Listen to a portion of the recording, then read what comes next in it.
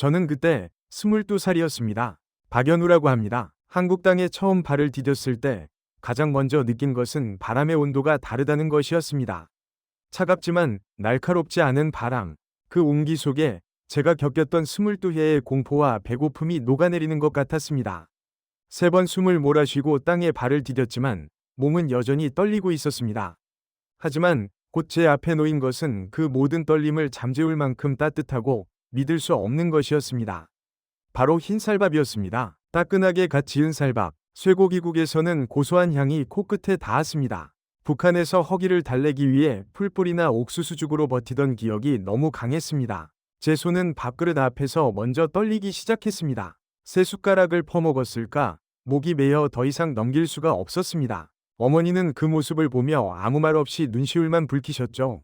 식탁 위에는 제가 살아오면서 본 적 없는 세계가 펼쳐져 있었습니다. 차갑게 식힌 수박, 달콤한 딸기 한 조각, 배급이라는 단어 자체가 필요 없는 세계였습니다. 포만감이 밀려오자 저는 급히 화장실을 찾았습니다. 문제는 제가 쓰는 말이었습니다. 습관처럼 입 밖으로 변수 어디 있어요?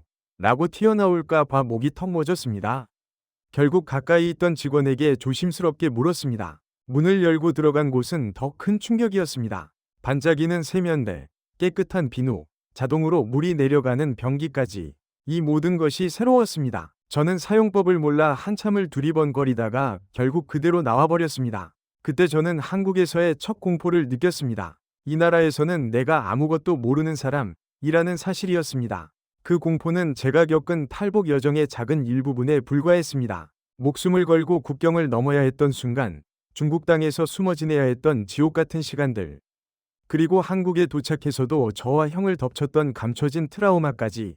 오늘 저는 이 이야기를 여러분과 나누려 합니다. 제가 자유를 찾아왔던 8년간의 여정을 통해 여러분은 어쩌면 평범하다고 생각했던 일상의 소중함을 다시 깨닫게 될지도 모릅니다. 이 이야기가 여러분에게 닿을 수 있도록 좋아요와 구독, 그리고 알림 설정은 저에게 큰 힘이 됩니다. 지금 바로 구독 버튼을 눌러주세요. 저 연우의 생생한 증언, 지금부터 시작합니다. 제가 살았던 곳은 함경북도 회령시였습니다. 두만강 바로 옆에 있는 도시였죠. 20회 넘게 그곳에서 보낸 제 삶은 한국 드라마에서 나오는 것처럼 드라마틱하지 않았습니다. 그저 아침에 일어나서 배급을 기다리고, 농사철에는 협동농장에 동원되고, 저녁에는 체제 학습을 받는 그런 반복되는 일상이었습니다. 당시 북한에서 우리 같은 일반 주민에게 동무친구라는 호칭은 서로 위지하는 의미도 있었지만 동시에 서로를 감시하는 눈빛이기도 했습니다. 북한의 삶은 배급이라는 단어로 설명할 수 있습니다. 국가는 인민에게 먹을 것을 책임진다고 말했지만 제가 기억하는 배급은 늘 부족했습니다. 10살이 되던 해 1990년대 중반, 북한은 고난의 행군이라 불리는 대기근을 겪었습니다. 그때는 배급 자체가 끊기기도 했습니다. 어머니는 옥수수 가루나 감자 껍질을 빻아 죽을 끓여 주셨지만 매일 밤 배고픔에 잠을 설쳤습니다. 당시 북한에서는 식량을 구하기 위해 온 가족이 산으로 들로 나섰습니다. 저는 어린 나이였지만 형과 함께 산에 가서 먹을 수 있는 풀뿌리나 도토리 같은 것을 찾아다녔습니다. 하루 종일 뛰어다녀도 겨우 한 끼를 때울 수 있는 양이었습니다. 가장 충격적이었던 것은 제 이웃집 동무 가족의 이야기였습니다. 넉넉하지는 않아도 화목했던 그 집이 어느 날 갑자기 조용해졌습니다. 며칠 뒤 알게 된 사실은 아버지와 아들이 영양실조로 함께 돌아가셨다는 것이었습니다. 국가에서 장군님 위 덕으로 모두가 잘 산다고 가르쳤지만 현실은 굶어 죽는 사람이 넘쳐났습니다. 체제가 아무리 훌륭하다고 외쳐도 배고픔은 그 모든 구호를 산산조각 냈습니다. 이런 상황에서 사람들은 장마당 시장으로 눈을 돌리기 시작했습니다. 몰래 중국 물건을 들여와 팔거나 밭에서 키운 작물을 암거래하는 것이었습니다. 저희 형도 몰래 작은 장사를 시작했고 그때부터 저희 가족은 국가의 눈을 피해 살아가야 했습니다. 국가가 정해준 길을 벗어나는 순간 저희는 반동이 될 수 있었기 때문입니다. 하지만 그것이 생존의 유일한 길이었습니다. 저는 그때 10살이었습니다. 배고픔이 주는 공포가 체제가 주는 공포보다 더 컸습니다. 형의 손을 잡고 캄캄한 밤길을 걸으며 저는 문득 생각했습니다. 왜 우리는 이렇게 숨어 살아야 하는 걸까? 이 나라는 정말 우리를 책임져 주고 있는 걸까? 그때의 작은 의문이 훗날 제가 목숨을 걸고 국경을 넘게 된 씨앗이 되었습니다. 저 연우가 어떻게 체제에 대한 의문을 품게 되었는지 그 각성의 계기를 이야기해 드리겠습니다. 제가 체제의 모순을 본격적으로 깨달은 것은 20살이 되던 해였습니다. 군복무 대신 노동에 동원되면서 저는 북한 사회의 가장 밑바닥 현실을 목격했습니다. 밤마다 집집마다 전기가 들어오지 않아 캄캄한데도 평양의 화려한 불빛을 자랑하는 선전 영상은 매일 반복되었습니다. 위대한 장군님을 찬양하는 목소리와 제 눈앞에 굶주린 현실 사이에서 괴리감이 점점 커졌습니다. 결정적인 계기는 형이었습니다. 형은 장마당에서 장사를 하다가 몰래 중국 라디오를 손에 넣었습니다. 당시 북한에서 외국의 소리를 듣는 것은 반역죄에 해당했습니다. 잡히면 정치범 수용소 혹은 즉결 처형까지도 각오해야 할 일이었습니다. 형은 매일 밤 모두가 잠든 깊은 시각에 이불을 뒤집어 쓰고 그 라디오를 들었습니다. 저도 옆에서 숨죽여 함께 들었죠. 처음에는 낯선 말투와 음악에 당황했지만 곧 이어 들려오는 남조선의 소식은 저의 세계관을 완전히 뒤흔들었습니다. 그들은 자신들의 지도자를 비판하기도 하고 자유롭게 정치 이야기를 했습니다. 무엇보다 충격적이었던 것은 남조선의 경제 발전이었습니다. 쌀이 남아돌아 걱정이라는 이야기, 사람들이 원하는 물건을 마음껏 사고 팔 수 있다는 이야기. 제가 평생 배운 남조선 괴뢰들의 거지 같은 생활과는 완전히 달랐습니다.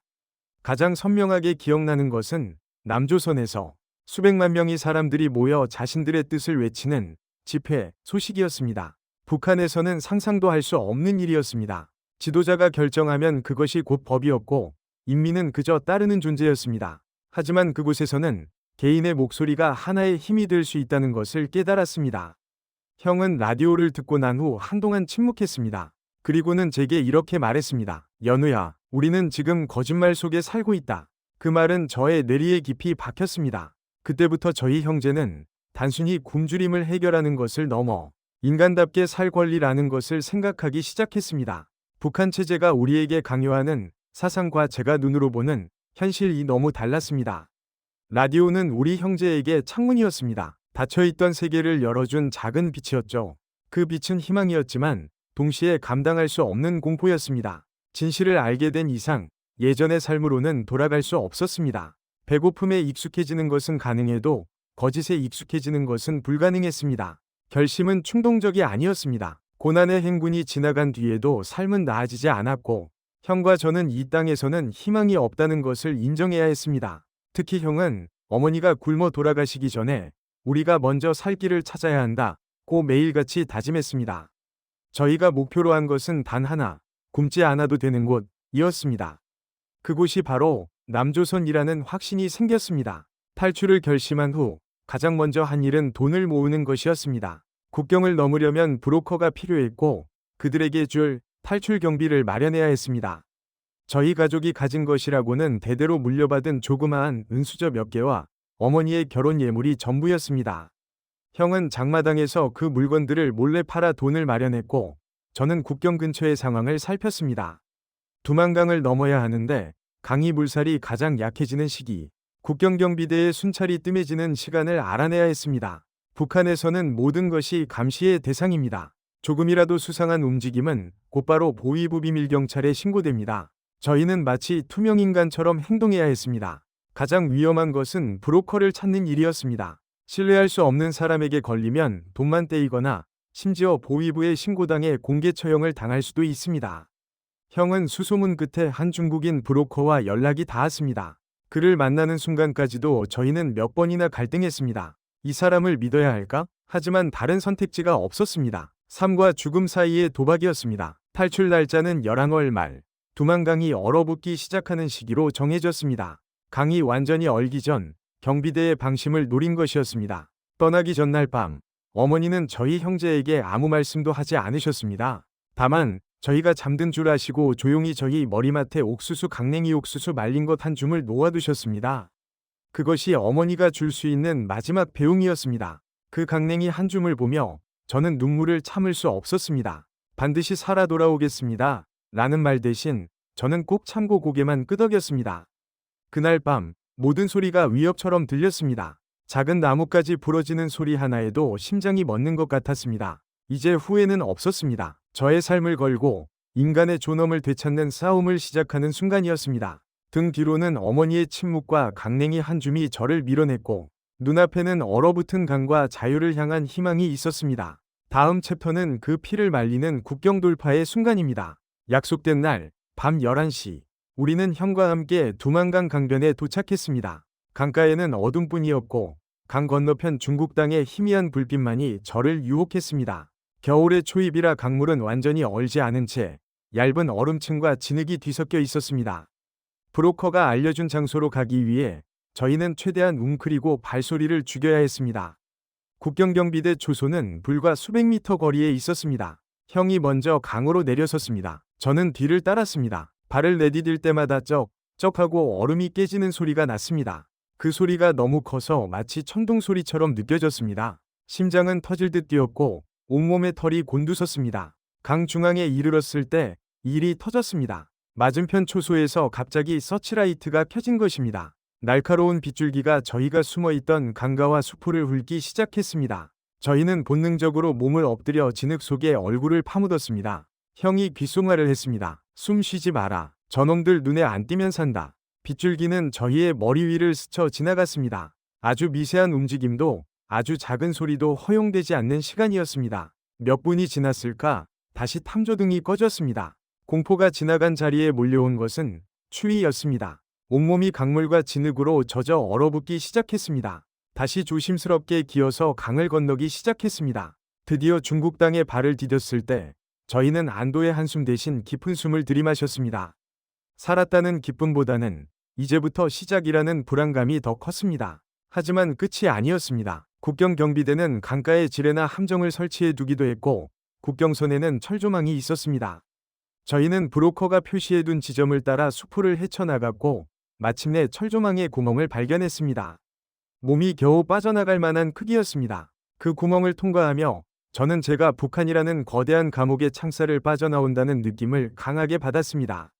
강을 건너고 철조망을 통과했지만 저희는 여전히 어둠 속에 있었습니다. 중국 땅은 자유의 땅이 아니라 또 다른 공포의 시작이었습니다. 북한에서는 당국에 잡힐까봐 두려웠다면 이곳에서는 중국 공안과 인신매매범들에게 잡힐까봐 두려웠습니다.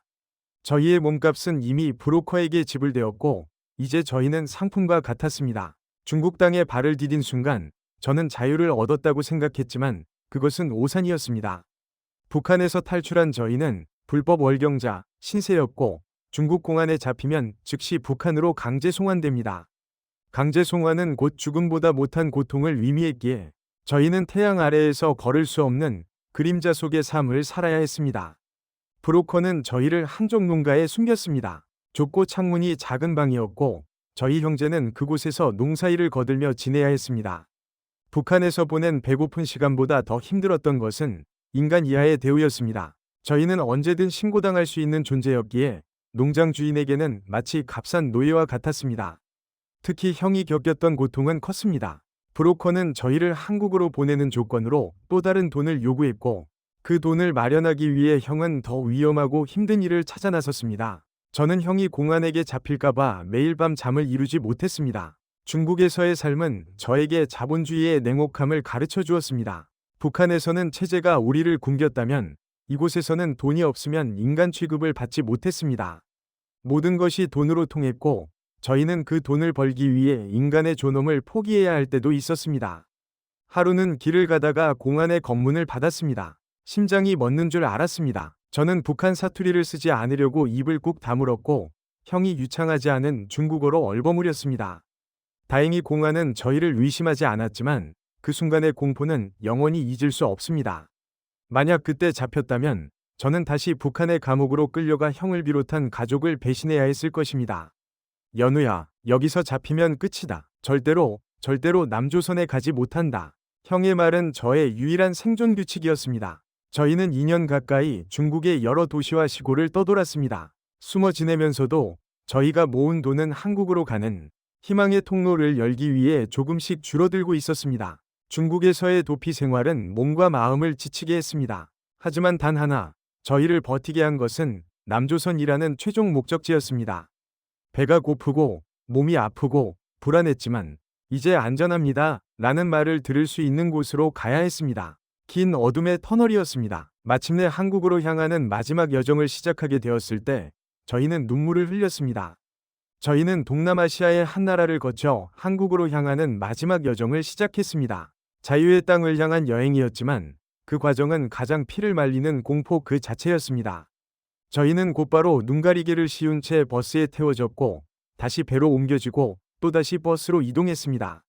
어디로 향하는지 알 수 없으니 모든 소리가 위협처럼 들렸습니다. 저희가 겪은 탈북의 트라우마를 자극하는 방식이었습니다. 사람의 숨소리, 기계 소리, 심지어 직원의 발소리 하나하나까지도 저를 불안하게 만들었습니다. 우리가 지금 어디로 가고 있는 걸까? 혹시 다시 북한으로 송환되는 길은 아닐까? 수백 번도 더 자문했습니다. 어떤 장소에 도착해서 잠시 눈가리개를 벗고 대기해야 하는 순간이 있었습니다. 그때 저는 충격적인 장면을 보았습니다. 제 옆에 앉아있던 형의 손목이 끈으로 묶여있는 모습이었습니다. 단단하고 거친 끈이 형의 손목을 감싸고 있었습니다. 그 모습을 본 순간 저는 다리가 풀려버렸습니다. 북한에서 저는 수많은 사람들의 체포와 구금을 보았습니다. 형의 손목을 감싼 그 끈은 제가 오래전부터 겪었던 폭력과 통제에 대한 트라우마를 그대로 자극했습니다. 자유의 땅이라고 믿었던 한국에서 이런 대우를 받을 줄은 몰랐습니다. 저는 한동안 말을 잃었고 숨조차 제대로 쉴 수 없었습니다. 이것이 바로 제가 한국에서 맞닥뜨린 두 번째 공포였습니다. 저를 담당했던 직원이 다가와 조용히 말했지만 저는 그의 목소리가 귀에 들어오지 않았습니다. 이미 저의 마음속은 깊은 상처로 가득 차 있었습니다. 여기도 결국 똑같은 통제의 세계가 아닐까? 하지만 나중에서야 알게 된 사실은 그것이 저희의 신원 확인 및 안전을 위한 절차였다는 것입니다. 탈북민 신분 확인은 매우 중요하고 민감한 과정이며 보안상의 이유와 간첩 침투를 막기 위한 조치였습니다. 하지만 당시의 저에게는 그런 설명은 아무런 위로가 되지 못했습니다. 저와 형의 가슴에는 그 공포가 깊이 새겨진 트라우마로 남았습니다. 긴 이동과 조사 과정은 마치 제 인생의 마지막 시험대와 같았습니다. 통제와 감시가 없는 곳으로 왔다고 생각했지만 여전히 저는 모든 것을 의심하고 두려워해야 했습니다. 하지만 그 시간이 끝났을 때 마침내 저는 희미한 희망을 보게 되었습니다. 마침내 긴 이동이 끝났습니다. 직원들이 제 눈가리개를 조심스럽게 벗겨주었습니다. 눈앞에 펼쳐진 것은 북한에서 보던 칙칙하고 어두운 회색이 아닌 밝은 형광등 아래에 정돈된 공간이었습니다. 모든 것이 깨끗했고 분위기는 조용했습니다. 그리고 제 귀에 천천히 한마디가 들어왔습니다. 이제 안전합니다. 이 세 단어는 저의 22회의 공포를 한순간에 녹여버리는 마법과 같았습니다. 그제야 저는 숨을 길게 내쉬었습니다. 긴장으로 굳어있던 몸이 풀리고 눈물이 왈칵 쏟아졌습니다. 이제 살았다. 정말로 내가 살았구나. 처음 한국 땅을 밟았을 때 겪었던 작은 충격들은 이곳에서의 생활을 시작하면서부터 매일의 놀라움이 되었습니다. 제가 가장 놀랐던 것은 자유의 의미였습니다. 북한에서는 수령님 위 초상화가 걸리지 않은 집은 상상도 할 수 없었지만 이곳은 모든 사람이 각자 다른 의견과 생각을 가질 수 있었습니다. 신문이나 방송에서는 정부를 비판하기도 했고 사람들은 어떤 TV 채널을 볼지, 어떤 옷을 입을지, 어떤 직업을 가질지 스스로 결정했습니다. 그리고 물론 물질적인 풍요도 충격이었습니다. 마트에 갔을 때 저는 진열대에 끝없이 쌓여있는 쌀과 국수, 그리고 온갖 종류의 과자들을 보며 입을 다물 수 없었습니다. 북한에서는 배급을 기다려야 했지만 이곳에서는 돈만 있으면 원하는 만큼 살 수 있었습니다. 어린 시절 제가 꿈꾸었던 달콤한 딸기와 차갑게 식힌 수박은 이제 언제든 먹을 수 있는 평범한 음식이었습니다. 특히 저는 자동 변기를 사용하는 법을 다시 배웠습니다. 사용법을 몰라 도망쳤던 과거의 제가 떠올라 웃음이 나기도 했죠. 문명의 이기 앞에서 무지했던 저의 모습이 저에게는 남한 사회에 적응해야 할 숙제와도 같았습니다. 가장 중요한 것은 저는 더 이상 굶주림의 공포에 떨지 않아도 된다는 사실이었습니다. 밥을 3숟가락만 먹어도 목이 메이던 그날의 기억은 여전하지만 이제 저는 배가 고프면 언제든지 밥을 먹을 수 있습니다. 이것이야말로 북한에서는 상상조차 할 수 없었던 가장 기본적인 인간의 권리였습니다. 저는 이제 한국 국민으로 새 삶을 시작했습니다. 앞으로 어떤 어려움이 저를 기다리고 있을지 모르지만 저는 마음속으로 조용히 되뇌었습니다. 이제부터 다시 살아볼 수 있겠구나. 자유와 풍요는 결코 공짜가 아니었습니다. 그것은 목숨을 건 저의 형과 저의 희생, 그리고 이 나라의 역사가 만들어낸 소중한 가치였습니다. 제 이야기가 여러분에게 닿아 오늘 누리는 자유의 소중함을 다시 한번 생각하는 계기가 되기를 바랍니다. 감사합니다.